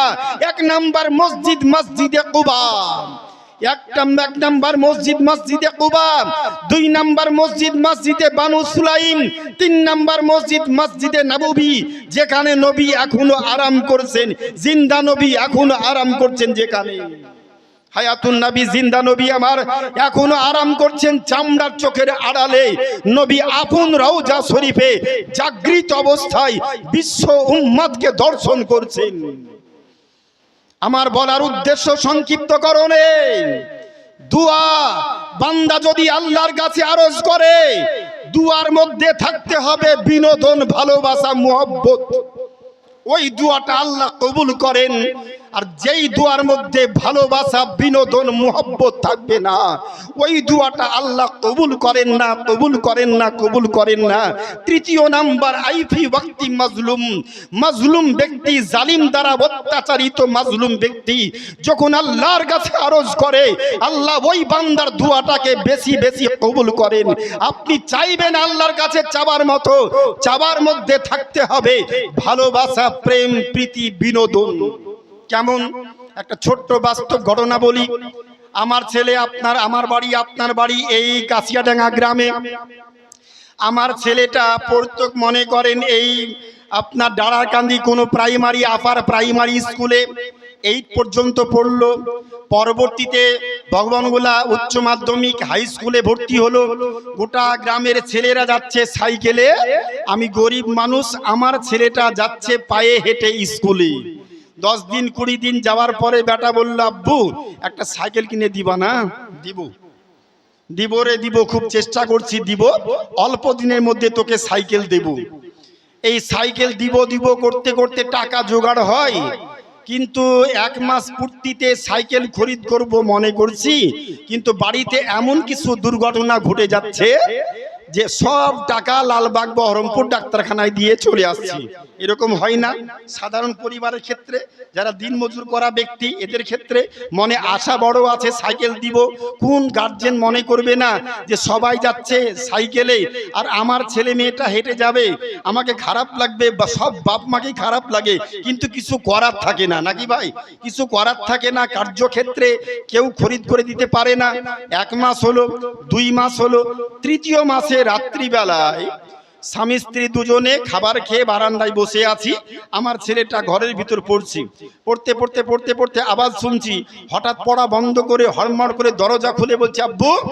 কিরে আব্বু, কিরে কি বলছিস বল? একটা কথা। কি কথা? আচ্ছা তুমি আমার আসল আব্বা না নকল আব্বা? কেন এত বড় কথা? আচ্ছা তুমি 3 মাস আগে বলেছো আমাকে সাইকেল দিবি, তোমার এখনো 3 মাস পূর্ণ হয়নি, এখনো হয়নি, তুমি সাইকেল কবে দিবা? এই দিব দিব করতে করতে 3 মাস পার হলো। তুমি সত্য করে বলো তো, তুমি আসল না নকল? মা কিরে, আচ্ছা তুমি বলো তো, এটা কি আমার আসল আব্বা না নকল আব্বা? যেটা আসল আব্বা সেটা বলো, তার কাছে চাইবো, এর কাছে আর সাইকেল চাইবো না। এই কথা বলার পর ছেলেটা ঘরের ভিতর ঢুকে গেল, দরজা বন্ধ হয়ে গেল। এবার আপনি আমি বলুন তো, স্বামী স্ত্রীর রাত্রে আরাম করে ঘুমটা হবে তো? হবে না? বুকে ব্যথা দিয়ে বিনোদন, ভালোবাসা, বুকে ধাক্কা মেরে এমন কথা ছেলে বলেছে, বাপ মায়ের ঘুমটা নিদ্রাটা একেবারে মাথায় যেন বজ্রাঘাত পড়ে গিয়েছে। হাই হাই হাই, এই কথা কি ছেলের মুখ থেকে শুনতে হয়? এই কি শোনার নসিবে ছিল? স্বামী বলছে না, এই ছেলে ছোট অবস্থায় মেরে দেওয়া দরকার ছিল। চিন্তা করিস না, বাড়িতে গরুটা আছে, গরুটা বিক্রি করব, দুপুরের আগেই বাড়িতে সাইকেল হাজির করব। স্ত্রী বলছে না না, আমার কানে রিং আছে, রিংটা বিক্রি করবে, নচেত স্বর্ণকারের দোকানে দিবে, সেখান থেকে টাকা নিয়ে সাইকেল নিয়ে সকাল সকাল আসবে। এই কথা শোনা কি হয়? এমন ব্যথা, মনে ব্যথা বিনোদন দিয়ে ছেলে কথা বলেছে। তাই 3 মাস আর হলো না, রাত্রি সারারাত্রি বাপ মায়ের ঘুম নাই। পরের দিন দুপুরের পূর্বেই নতুন সাইকেল বাড়িতে এসে হাজির। আমার বলার উদ্দেশ্য, বান্দা চাইবে আল্লাহর কাছে। আল্লাহ বলছে ওয়াদউনি আস্তাজিবু লাকুম, বান্দা তোমরা আমার নিকটে চাও, আমার কাছে প্রার্থনা করো, আমার কাছে আবেদন নিবেদন করো, আমি প্রত্যেকের চাওয়া পাওয়া কবুল করি। কিন্তু কেমন চাইবে বান্দা? চাওয়ার মধ্যে থাকতে হবে বিনোদন, ভালোবাসা, মুহাব্বত। ইবাদত আর মুহাব্বত দুটো জিনিস পাপ। ইসলামে দুটো পাশাপাশি পারিপার্শ্বিক শব্দ, ইবাদত, মুহাব্বত। ইবাদত নামাজ, রোজা, হজ, যাকাত, ওসুর, ফিতরা ইবাদত। আর নামাজ হবে নবীর মুহাব্বতে, রোজা হবে নবীর মুহাব্বতে। কেননা নবী আমার বলেছেন আল হুব্বু ফিল্লাহ আল বুগযু ফিল্লাহ। কারো সঙ্গে যদি বন্ধুত্ব করতে হয় আল্লাহর জন্য বন্ধুত্ব করো, কারো সঙ্গে যদি শত্রুতা রাখতে হয় আল্লাহর জন্য শত্রুতা রাখো। যা করব আল্লাহর উদ্দেশ্যে, ইবাদত আর মুহাব্বত। নামাজ পড়লো গাদার গাদা, নামাজে নবীর মুহাব্বত নাই, নামাজে নবীর মুহাব্বত নাই, রোজাতে নবীর মুহাব্বত নাই, হজে নবীর মুহাব্বত নাই, যাকাতে নবীর মুহাব্বত নাই, ফিতরাতে নবীর মুহাব্বত নাই, ওসুরে নবীর মুহাব্বত নাই, দান খায়রাতে মুহাব্বত নাই। এই ইবাদত আল্লাহ পর্যন্ত কবুল হবে না। ইবাদতের মধ্যে থাকতে হবে নবীর মুহাব্বত, তবেই ওই ইবাদতটা আল্লাহ পর্যন্ত কবুল হবে। জোরে মুহাব্বত একবার বলি সুবহানাল্লাহ। সংক্ষিপ্তকরণে বক্তব্যের সূচনার মধ্যেই কথা তুলেছিলাম। দ্বিতীয় নাম্বার কথা কবর থেকে আরম্ভ করেছিলাম। দ্বিতীয় প্রশ্ন কি করবে ফেরেশতা? মা দিনকা, তোমার দিনটা কি? প্রথম প্রশ্নে ছাঁটাই হলো না, দ্বিতীয় প্রশ্নে ছাঁটাই হয়ে গেল। তুমি বাদ, তুমি বাদ, তুমি বাদ, তুমি বাদ, তুমি বাদ, বাকি থাকলো মুসলমান। আর মুসলমানদের মধ্যে কিয়ামত পর্যন্ত 73 দলে বিভক্ত হবে। বাংলাদেশে একটা নতুন দল তৈরি করেছে আহলে কোরআন। বলছে সকাল থেকে সন্ধ্যা পর্যন্ত রোজা রাখো। ইমসাক, সাওম কথার অর্থ হচ্ছে চুপ থাকা, সাওম থাকার অর্থ হচ্ছে পানাহার থেকে বিরত থাকা। সাওম মানে পানাহার, আহার থেকে বিরত থাকা। তো বলছে খাবার খেতে নিষেধ করেছে আল্লাহ, পান করতে নিষেধ করেনি তো। সেহরি খাওয়ার পর দুপুর বেলায় ফলের রস 2 গ্লাস খেলে রোজার কোনো ক্ষতি হবে না, আরাম করে রোজা রাখো। আল্লাহ খেতে মানা করেছে, পান করতে তো নিষেধ করেনি। আচ্ছা, ওর দলের লোক বেশি হবে না কম হবে? জি, আগামীতে যদি আমাদের দেশে চলে আসে ওই দলটা, তো ওই দলেই তো লোক বেশি হয়ে যাবে। দুপুর বেলায় ফলের রস খেতে পাওয়া যাবে। আগের যুগে নাই ফল মানুষ খেতে পারতো না, এখন কারো মানুষের বাড়িতে খাবারের অভাব আছে নাকি? টাকা পয়সার অভাব আছে, আল্লাহর রহমতে খাবারের কারো অভাবটা নাই। আর 40 বছর পূর্বের কথা, আর 40 বছর পূর্বে ওরা হারে যখন আমি পড়াশোনা করেছি ছাত্র জীবন, দোলে দোলে দোলে ওই ময়দা গুলে রান্না করে, শুধু লবণ চিনি নাই, কিচ্ছু নাই। দুপুর বেলায়, আজকে দুপুর বেলায় একবার, পরের দিন দুপুর বেলায় একবার, রাত্র খাবার নাই, সকালেও খাবার নাই। ওই থালা ভর্তি করে জায়গির বাড়িতে দিত, 1 থালা করে দোলে। আচ্ছা, এখনকার ছেলেরা দোলে কেউ বুঝবে? জি, কেউ বুঝবে, কেউ বুঝবে না। 40 বছর আগে যার বাড়িতে খেয়েছি ওরাও খেতে পাইনি, আমরা বিদেশ থেকে এসেছি আমাদেরকেও দিতে পারেনি। আল্লাহর রহমতে ওদেরও খাবারের অভাব নাই, আর আল্লাহর রহমতে আমাদেরও কারো খাবারের অভাব নাই। তখন কিন্তু একটা বিপদ বিষয় ছিল বাপ, মানুষের কিন্তু কোনো অসুখ ছিল না, নাকি বলেন? হাড় ভাঙা পরিশ্রম, হাডুডু, কবাডি, ফুটবল, রাত্রি জ্যোৎস্না, রাত্রে ছেলে মেয়ে একসঙ্গে বাড়ির পিছনে খোলেন, বুঝেন তো, খোলেনে খেলাধুলা করা। কেউ কারো মনের মধ্যে ভাবনাই আসেনি যেটা ছেলে না মেয়ে, এই ভাবনা কিন্তু ছিল না। আরে এখন ক্লাস 4 পাস না করতেই সব বুঝে নিচ্ছে। এই যে মোবাইলের অবদান, সব বুঝে নিয়ে সবাই পাকা, নতুন করে কাউকে বুঝাতে হচ্ছে না।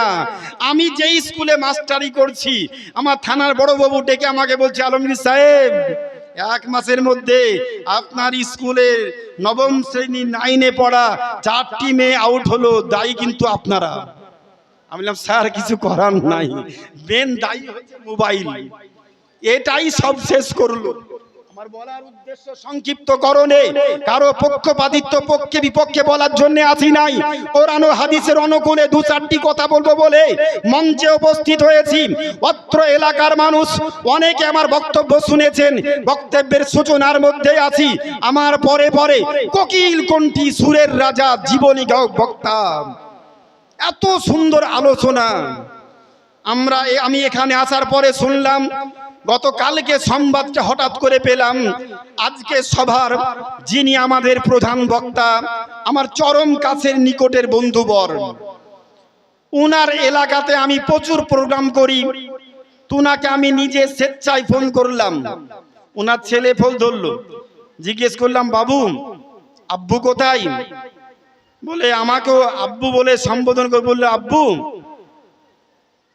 আব্বু অসুস্থ। কেমন অসুস্থ?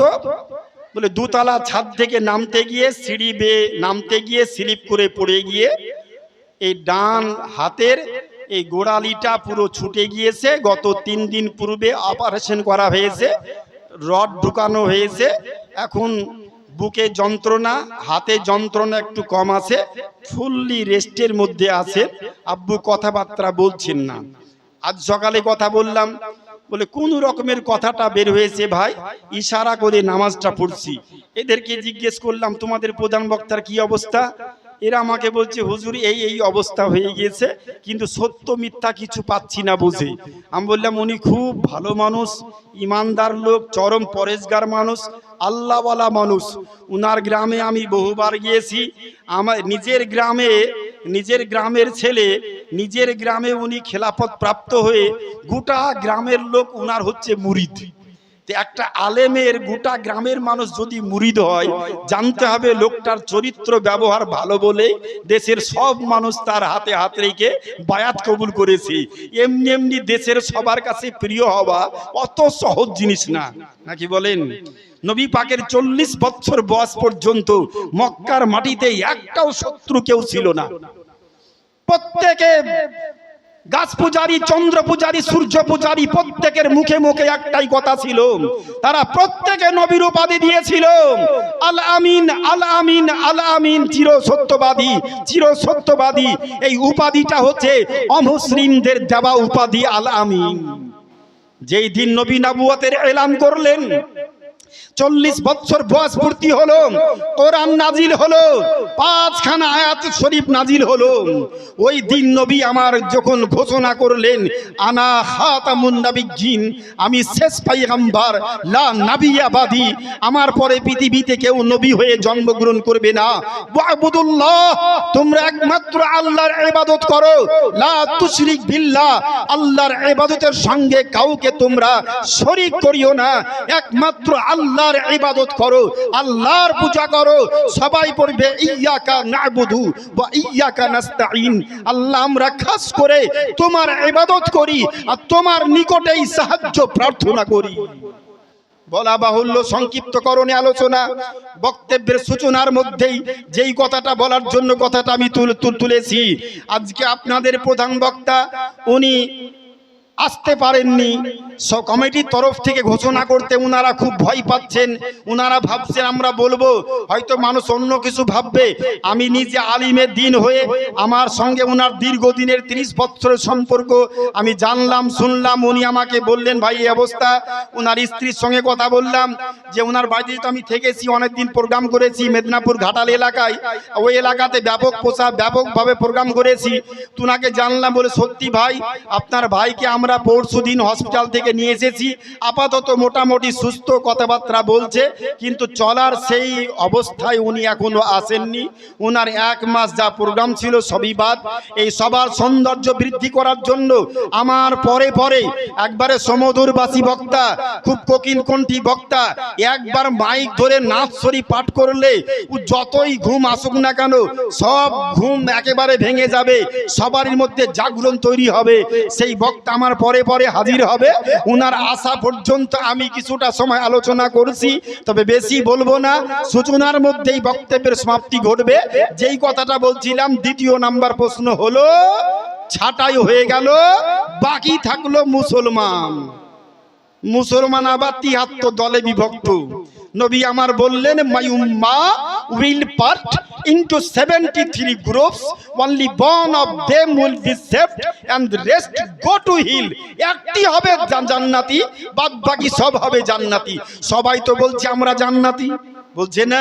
গাঁজায় টান দিয়ে বলছে আমরা জান্নাতি। আহলে কোরআন বলছে নামাজ রোজা রাখো, অসুবিধা নাই। রোজা রাখলে দুপুরে খাবার খাও, জলের আপনার ফলের রস খাও, কোনো অসুবিধা নাই। তারাও বলছে জান্নাতি, নাকি বলেন? ইয়া নবী সালাম আলাইকা পড়ে তারাও বলছে জান্নাতি। ইয়া সালাম আলাইকা পড়ছে না, তারাও বলছে জান্নাতি। সবাই তো বলছে জান্নাতি। নারায়ে তাকবীর, আল্লাহু আকবার, নারায়ে রিসালাত, মাসলাকে আলা হযরত হযরতুল আল্লাম মাওলানা কারি মুহাম্মদ পিয়ারুল ইসলাম চিশতি সাহেব। খুব সমুদ্রবাসী বক্তাকে নিয়ে আসা হয়েছে। একবারে অল্প সময়ের মধ্যে মাইক্রোফোন ছেড়ে দিব। পূর্বে দুটি কথা একটুখানি বলে নি, বক্তব্য ভূমিকার মধ্যে যেহেতু আসি। 3 নাম্বার প্রশ্ন, ফেরেশতা বলবে আল্লাহ। 2 নাম্বার প্রশ্ন করার পর সবাইকে ছাঁটাই করতে পারলাম, বাকি থাকলো মুসলমান আবার 73 দলে বিভক্ত। এবার ছাঁটাই কেমন করে করব বুঝতে পারছি না। কাকে বলবো তুমি জান্নাতি? গাঁজাওয়ালা বলছে জান্নাতি, বাবরিওয়ালা বলছে জান্নাতি, নামাজ পড়া বলছে জান্নাতি, নামাজ না পড়ে বলছে জান্নাতি, ওয়াহাবি বলছে জান্নাতি, তাবলিগি বলছে জান্নাতি, গায়ের মুকালিদ বলছে জান্নাতি, আহলে হাদিস বলছে জান্নাতি, বেরেলি সুন্নি বলছে জান্নাতি। আল্লাহ কাকে জান্নাতি ঘোষণা করব? বড় বিপদ, তুমি আমাকে বলে দাও।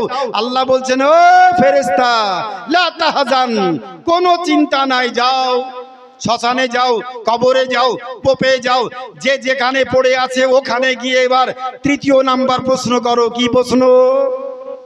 মাকুন্তা তাকুলো ফি শানে হাক্কে হাজার রাজুল। প্রত্যেকটা জায়গায় ফেরেশতা যখন প্রশ্ন করবে, নবী আমার সেকেন্ডের মধ্যে প্রত্যেকটা কবরে, পোপে, সব জায়গাতে, শ্মশানে আমার নবী, আপনার নবী সব জায়গাতে হাজির হবে। নবী প্রশ্ন করবে, নবীকে দেখে বলবে কি? মাকুন্তা তাকুলো ফি শানে হাক্কে হাজার রাজুল। হাজা, দিস ওয়ার দ্যাট। দিস নিকটের জন্য প্রিপজিশন, আর দ্যাট দূরের জন্য।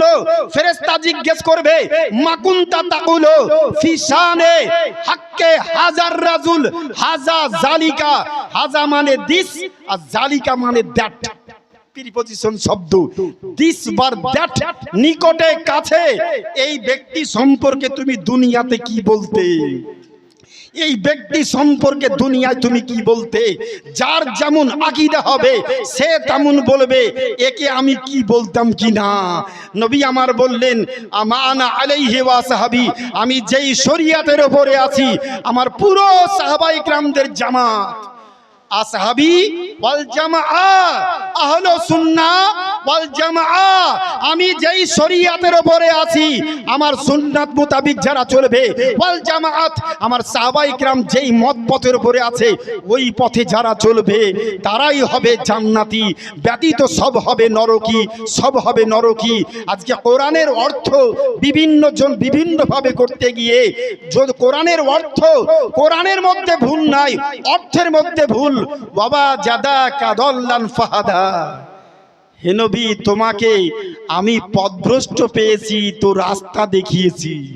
অর্থ করছে কেউ যার যেমন ঈমান সে তেমন কোরআনের অর্থ প্রকাশ করেছে। দল্লুন শব্দের সাতখানা অর্থ। দল্লুন গুমরাহ, পথভ্রষ্ট গুমরাহ। আচ্ছা, নবী কোনদিন গুমরাহ ছিলেন? নবী কোনদিন পথভ্রষ্ট ছিলেন? নবী গুমরাহ ছিলেন? যে নবীর সৃষ্টি নবী আমার বলেন কুনতু নাবিয়্যাও ওয়া আদামু বাইনার রূহি ওয়াল জাসাদি, আমি ওই সময়তে নবী ছিলাম যেই সময়তে আদম পয়গম্বরের পুতুল তৈরি করা হয়নি। মাটি মাটির জায়গায়, পানি পানির জায়গায়, মাটি পানি একত্রিত করে আদম পয়গম্বরের স্ট্রাকচার বডি পুতুল তৈরি করা হয়নি। আমি তখনও নবী ছিলাম।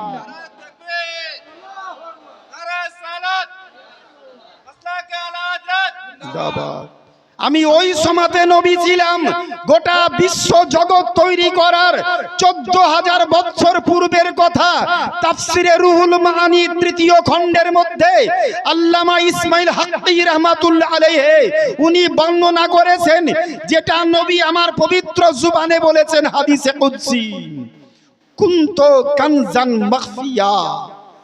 আল্লাহ বলছে আমি অতি গোপন ছিলাম। কুনতু কানজান মাখফিয়া, আমি অতি গুপ্ত ধন ছিলাম, আমি অতি গোপন ছিলাম। নবী প্রকাশ করছেন, আল্লাহর বাণী নবী প্রকাশ করছেন।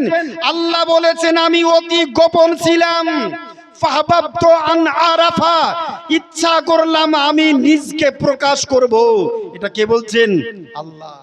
আমি অতি গোপন ছিলাম, ইচ্ছা করলাম নিজকে প্রকাশ করব। ফাহবাবতু, ইচ্ছা করলাম নিজকে প্রকাশ করব। ফাখালাকতুল খালকা, আমি আল্লাহ একটা বস্তু তৈরি করলাম। ফাআরাফা বিহি, বস্তু তৈরি করার পর গোটা পৃথিবীর মাটিতে আমি একমাত্র মাবুদ, একমাত্র স্রষ্টা, এটা প্রকাশ করলাম। জোরে মুহাব্বতে বলি সুবহানাল্লাহ। এবার বস্তু নিয়ে ভেজাল। কি বস্তু তৈরি করলেন? আমার কথাও রাখি, আপনার কথাও রাখেন। ইমামে বুখারী রাহমাতুল্লাহ আলাইহির উস্তাদ হযরতে আব্দুর রাজ্জাক রাহমাতুল্লাহ আলাইহি উনার লিখিত হাদিসের বই আল মুসান্নাফ ইবনে আব্দুর রাজ্জাক 14 খণ্ডে বিভক্ত। 3 খণ্ডের মধ্যে 800 বছর পূর্বের লেখা ইমামে বুখারী রাহমাতুল্লাহ আলাইহির উস্তাদ উনি বর্ণনা করেছেন আফদালু মা খালাকাল্লাহু নূরি, সর্বপ্রথম আল্লাহ নিজকে প্রকাশ করার জন্য আমার নূর খানাকে তৈরি করলেন, আমার নূর দিয়ে বিশ্ব জগৎকে তৈরি করলেন। আল্লাহ নিজে মাবুদ, এটা প্রকাশিত হলো। জোরে আরেকবার মুহাব্বতে বলি সুবহানাল্লাহ। সংক্ষিপ্তকরণে বক্তব্যের সূচনা, যেই কথার উপরে বক্তব্য শুরু আরম্ভ করেছিলাম, আমার বক্তব্যের সূচনার মধ্যেই বক্তব্য শেষ করতে চলেছি। আল্লাহর প্রশংসার পরে পরেই নবী পাকের প্রশংসা গুণকীর্তন। দল্লুন মানে গুমরাহ। আচ্ছা, নবীকে গুমরাহ বলা চলবে? বুঝলেন? কেউ অর্থ করেছে, কে করেছে বলবো না। যদি কোনো ব্যক্তি বলে কোরআনের অর্থ করতে গিয়ে ওয়াবা জাদা কাদল্লান ফাহাদা, নবী গো, আল্লাহ বলছে নবী গো আমি তোমাকে পথভ্রষ্ট পেয়েছি, তোমাকে পথ দেখিয়েছি। নবীও পথভ্রষ্ট ছিল? বলে দল্লুন শব্দের অর্থ গুমরা, পথভ্রষ্ট। আমি তাকে প্রশ্ন করব, কোরআন শরীফ 12 পারা একটি আয়াত আছে, ইন্না আবানা ফি যালালিম মুবিন। ইয়াকুব আলাইহিস সালামের ছেলেরা ইউসুফ আলাইহিস সালামকে বাপের কাছ থেকে নিবে, বাইরে খেলতে নিয়ে যাবে। বাবা ছিল নবী। ইয়াকুব আলাইহিস সালাম নবী ছিলেন কি ছিলেন না? ইউসুফ আলাইহিস সালামের ভাইরা আব্বাকে বলছে বকালু, ইউসুফ পয়গম্বরের ছেলেরা বলল ইন্না আবানা ফি যালালিম মুবিন, আমাদের বাপ হচ্ছে প্রকাশ্য গুমরা পথভ্রষ্ট। আচ্ছা ইয়াকুব পয়গম্বর তো আগে থেকে নবী, আর ওই নবীকে বেটারা বলছে পথভ্রষ্ট, তো নবীকে পথভ্রষ্ট বলা যাবে? তাহলে দল্লুন শব্দের অর্থ এখানে পথভ্রষ্ট নয়। কি দল্লুন শব্দের অর্থ দ্বিতীয় নাম্বার অর্থ হচ্ছে এক গচ্ছিত খেজুরের গাছ, আর তার দূরে 100 মিটার 200 মিটার দূরে একাকী একটা খেজুরের গাছ। এটাও খেজুরের গাছ, ওটাও খেজুরের গাছ। এই খেজুরের বাগানকে বলছে হাদিকাতুল খেজুর, হাদিকাতুল খেজুরা। আর ওটাকে বলতে দলুস সাজারা, দলুন সাজারা, মানে একাকী গাছ। একাকী গাছ সৃষ্টির মতো না নবী গো। আমি আল্লাহ তোমাকে তৈরি করার পর কারো সঙ্গে খেলতে দিইনি, কারো সঙ্গে হাসি করতে দিইনি, আনন্দ করতে দিইনি, তোমাকে একাকী রেখেছিলাম। আমি আল্লাহ তোমাকে আমার মুহাব্বতে টেনে নিয়েছি। 3 নাম্বার অর্থ দাল্লুন শব্দের অর্থ হচ্ছে আত্মনিহত প্রেমে মুগ্ধ হওয়া। ওয়াবা জাদা কাদাল্লান ফাহাদা, হুজুর আলা হযরত আজিমুল বরকাতি মুহাম্মদ রাজা ফজলে বারলাবি রাহমাতুল্লাহ আলাইহি এই আয়াতের ব্যাখ্যা করছেন ইশক মুহাব্বতের সঙ্গে। আয় হাবিব, हबीब आपको मैंने अपनी मोहब्बत में खुद रफ्ता पाया, আপনাকে আমি আমার ভালোবাসায় মুগ্ধ পেলাম, ভালোবাসায় মুগ্ধ পেলাম, তাই আপনাকে আমি কাছে টেনে নিলাম। এটা হচ্ছে মুহাব্বতের অর্থ। এখানে পথভ্রষ্ট আসবে না, পথভ্রষ্ট আসবে না। আর একটা শব্দের 7টি 8টি 9টি 10টি অর্থ আরবি সাহিত্যে প্রকাশ পায়। অর্থ করতে গেলে যেই জায়গা বিশেষে অর্থ প্রকাশ করতে হবে। আব্বা মানে বাপ, বাপ আব্বা মানে বাপ, তাই না? আব্বা মানে বাপ, যে আমাকে জন্ম দিয়েছে সে আমার বাপ। আচ্ছা মেজো আব্বা, সেজো আব্বা, ফুল আব্বা, লো আব্বা, আটো আব্বা, খাটো আব্বা, ছোট আব্বা, নাটো আব্বা, ওরা আব্বা কি আব্বা না? ওরাও তো আব্বা। তো সব আব্বাকে যদি আব্বা বলি এক আব্বা হবে নাকি? জায়গা বিশেষে অর্থ আলাদা হবে না? জায়গা বিশেষে অর্থ প্রকাশ আলাদা প্রকাশ পাবে। তাই বলা হয়েছে আল্লাহর প্রশংসার পরে পরে আর একবার আল্লাহর প্রশংসা করি, তারপরে পরে বিশ্বের শান্তির দূত, সাম্যের প্রতীক নবী মুহাম্মদুর রাসূলুল্লাহ, উত্তম আদর্শের পয়গম্বর। কি চরিত্র, কি আখলাক, কি ব্যবহার! 23 বছর ইসলাম প্রচার করে গোটা পৃথিবীর মাটিতে 610 বছরের জমালো গ্লানিকে ধ্বংস করে পৃথিবীর মাটিতে একমাত্র শান্তি প্রতিষ্ঠা করে গিয়েছেন শান্তির দূত, সাম্যের প্রতীক পয়গম্বর। মক্কা থেকে নবী মদিনা হিজরত করলেন, কি কষ্ট করে মক্কার মাটিতে দ্বীন ইসলাম প্রচার করলেন। এমনি এমনি দ্বীন ইসলাম প্রচার হয়নি, আদর্শের মাধ্যমে উত্তম চরিত্র দেখিয়ে নবী আমার ইসলাম প্রচার করেছেন। আজ সকালবেলায় পড়ছিলাম একটা হাদিস, নবী পাক মক্কার মাটিতে মাকামে আরকাম বলে একটি জায়গা, কাবা থেকে 4 মাইল দূরে অবস্থিত। ওই মাকামে আরকাম থেকে সকালবেলায় বের হওয়ার পর নবী একটা পাড়া দিয়ে হেঁটে চলে যাচ্ছেন। বেশ নাস্তা খাওয়ার, টিফিন খাওয়ার সময়, জাওয়ালের আগে আগে, মানে দুপুর হবার আগে আগে এই রকম সময়কালে একটা গ্রামের পাশে দিয়ে নবী হেঁটে চলে যাচ্ছেন।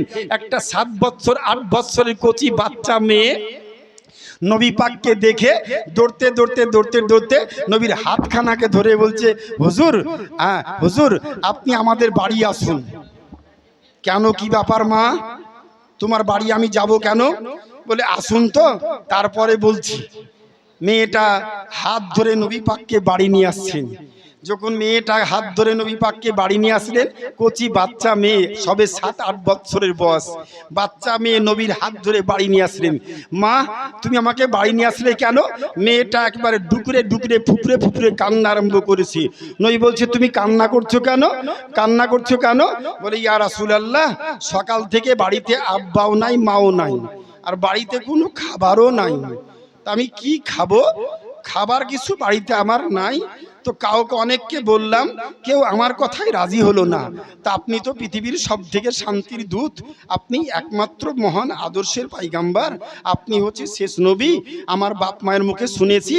তা আপনার হাতখানা ধরে বলছি, হুজুর আমি চরম ক্ষুধার্ত, সকাল থেকে কিছু খাইনি, বাড়িতে আব্বাও নাই মাও নাই, কিন্তু আমার বাড়িতে দুখানা ছাগল আছে হুজুর, ওই ছাগলের দুধটা দুহে যদি আপনি আমাকে এক ঘটি দুধ দিতেন, তাহলে আমি একটু তৃপ্তি সহকারে দুধটা পান করে আমার ক্ষুধা পিপাসাটা নিবারণ করতাম। বিশ্বের শান্তির দূত পয়গম্বর আজম নবী আমার বাচ্চাটাকে কোলে নেওয়ার পর কপালে চুম্বন দিয়ে বলছে, কই তোমার ছাগলটা কোথায়? ছাগলটা নেওয়ার পরে ছাগলটা নিয়ে নবী আমার নিজের হাতে দুধ দহন করে ওই কচি বাচ্চা মেয়েটাকে মুখে মুখে ধরিয়ে দুধটা পান করাছিলেন। এমত অবস্থায় বাড়িতে বাপ মা এসে হাজির, অমুসলিম বাপ মা। আরে আমার বাড়িতে নবী কেন? আমার বাড়িতে নবী কেন? আমার বাড়িতে নবী কেন? কি ব্যাপার, আপনি আমাদের বাড়িতে কেন? আমার কচি বাচ্চাকে আপনি আপনার ধর্মে দীক্ষিত করার জন্য নিয়ে এসেছেন? কচি বাচ্চা বলছে, আব্বু কিছু বলো না, আমি চরম ক্ষুধার্ত, তোমরা কোথায় গিয়েছো? আমি ঘুম ভাঙার পরে তোমাদেরকে দেখতে পাইনি, তো দুপুরের টাইম হতে চলেছে, খুব ক্ষুধার্ত।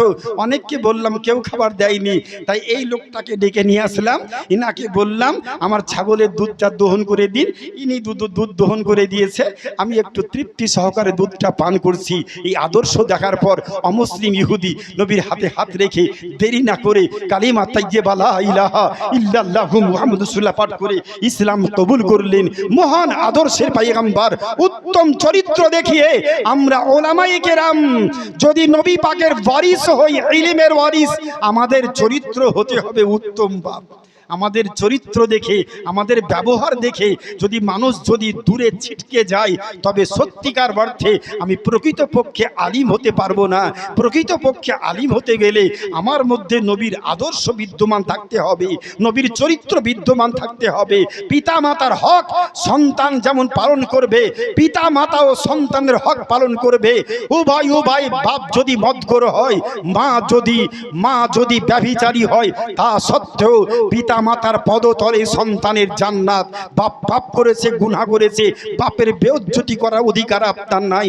মা অন্যায় করেছে, তার বিচার আল্লাহ করবেন, কিন্তু মায়ের সম্মান প্রদর্শন করা একজন সন্তানের জন্য নৈতিক দায়িত্ব। অনেক বলার ছিল, একেবারে বক্তব্যের সূচনার মধ্যেই, ভূমিকার মধ্যেই বক্তব্য শেষ করতে চলেছি। আর বক্তব্য না বাড়িয়ে বড় কষ্ট করে এদিকে 12 বছর মক্কার মাটিতে 1 2 3 4 করে 33 বার পরীক্ষা দিলেন পয়গম্বর। সব পরীক্ষায় উত্তীর্ণ হলেন।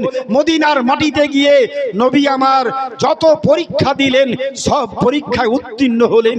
পৃথিবীর জমানো 610 বছরের গ্লানি, শান্তির দূত মুখের কথায় আদর্শের মাধ্যমে ইসলাম পৃথিবীর মাটিতে বিস্তার লাভ করলো। নবীর দেওয়া, নবীর ওসিয়াত মোতাবিক, নবীর আপনার নির্দেশ বলে এই নবী পাকের ইন্তিকালের 470 বছর পর হিন্দুস্তানের মাটিতে নবী বংশের সন্তান ইমামে হুসাইন, ইমামে হাসান রাদিয়াল্লাহু তাআলা আনহুম বংশধর খাজা মুঈনুদ্দিন চিশতি আজমিরি রাহমাতুল্লাহ আলাইহির দ্বারা এই দেশের মাটিতে ইসলাম বিস্তার লাভ করেছে। যতদিন এই দেশের মাটিতে আউলিয়া ইকরামদের মহব্বত ভালোবাসা থাকবে, ততদিন এই দেশের মাটিতে ইসলাম ছিল, ইসলাম আছে, ইসলাম থাকবে। ইসলাম জলে ডুবে পানার নাই আছে নাই। নবী বংশে দ্বারা ইসলাম হিন্দুস্তানে গাউস পাকের ওসিয়াতে, নির্দেশ ক্রমে নবীর ওসিয়াতে ইসলাম হিন্দুস্তানে এসেছে। সেই ইসলাম ছিল, আছে, থাকবে। অত্র এলাকার সকল ভাই সকলকে বলবো, নিজের মধ্যে ব্যক্তি ঈর্ষাকে জলাঞ্জলি দিয়ে যে পথে আউলিয়া কেরাম, যে পথে সাহাবায়ে কেরাম চলেছেন, ওই পথের প্রতীক হয়ে যান। আপনার মধ্যে আমার মধ্যে নবী বিদ্বেষ মনোভাব যাতে না থাকে। আপনি গাদার গাদা আমল করলেন, নবীর বিদ্বেষ মনোভাব থাকলে আমার আপনার আমল আল্লাহ পর্যন্ত কবুল হবে না। নবীর দেখানো পথ, সাহাবায়ে কেরাম দেখানো পথ, ওটাই পথটা হচ্ছে সিরাতে মুস্তাকিম। সিরাতে মুস্তাকিম মুস্তাকিমের পথটাই হচ্ছে আহলে সুন্নাত ওয়াল জামাতের পথ। ওই পথের প্রতীক হয়ে নবী আমার বলেছেন শেষে, ফাজকুরুল মাউতা ফাইন্না তুযাক্কিরুল আখিরা, বান্দা তোমরা মরণকে স্মরণ করো, মরণ স্মরণ করলে আখিরাত স্মরণ হবে। আখিরাত স্মরণ থাকলে বান্দার দ্বারা গুনার কাজ হবে না, পাপের কাজ হবে না। যে বান্দার আল্লাহকে আখিরাত স্মরণ থাকে ওর দ্বারা গুনার কাজ হয় না, পাপের কাজ হয় না। আমরা ঘুমানোর পূর্বেই বারংবার আস্তাগফিরুল্লাহ আস্তাগফিরুল্লাহ আস্তাগফিরুল্লাহ কম করে 40 বার ঘুমানোর সময় পড়ে ঘুমাই। কারণ বিছানায় ঘুমার পর যার যার ঘুম ভাঙবে তার হবে সকাল, আর যার যার ঘুম ভাঙবে না তার হবে পরকাল। নাকি বাপ? ঘুম ভাঙলে সকাল, ঘুম না ভাঙলে পরকাল। রাত্রে মরলে সকাল 10টায় জানাজা, সকালে মরলে দুপুর 2টোর পর জানাজা। এই হচ্ছে আমাদের সময় যখনই মরবো। কারণ নবী আমার বলেছেন আল মাউতু তুহফাতুল লিল মুমিনিন, মুমিনদের জন্য মৃত্যু হচ্ছে আল্লাহর তরফ থেকে বিশেষ তোহফা। যখন বান্দা, মুমিন বান্দা যখন তোহফা পেয়ে যাবে, ওকে দাফন করতে, জান্নাতে রাখতে তোমরা দেরি করো না, তাড়াতাড়ি করে তাকে দাফন করো, তাকে জান্নাতি ব্যক্তিকে জান্নাতে প্রবেশ করিয়ে দাও। আমরা কবরকে স্মরণ করে, আমরা প্রত্যেকে চলাফেরা করি। প্রত্যেক নামাজি পরহেজগার আল্লাহ রাসূলের মুহাব্বতে আমরা নামাজ, রোজা, হজ, যাকাত সমস্ত যার যেমন অর্থ তেমন আমরা পালন করি। আল্লাহ আমাদের প্রত্যেকের বালা মুসিবত যাতে গ্রাম থেকে, পরিবার থেকে আল্লাহ দূরীভূত করেন। এই এখানে বক্তব্যের সমাপ্তি। ভাষাগত হয়ে তাকে ভুলত্রুটি ক্ষমা প্রার্থী। ওয়া আখিরি দাওয়ানা আনিল হামদুলিল্লাহি রাব্বিল আলামিন। সংক্ষিপ্তকরণে দোয়া করি। আর সবাইকে বলবো আপনারা প্রত্যেকে শোয়ার সময়, ঘুমানোর সময় কম করে 11 বার দরুদ শরীফ পাঠ করবেন আর 40 বার আস্তাগফিরুল্লাহ আস্তাগফিরুল্লাহ আস্তাগফিরুল্লাহ আস্তাগফিরুল্লাহ পড়ে ঘুমাবেন। ইনশাআল্লাহ ওই রাত্রে যদি আপনার মৃত্যু হয়, আপনার মৃত্যু হবে শহীদের মৃত্যু, জান্নাতি মৃত্যু।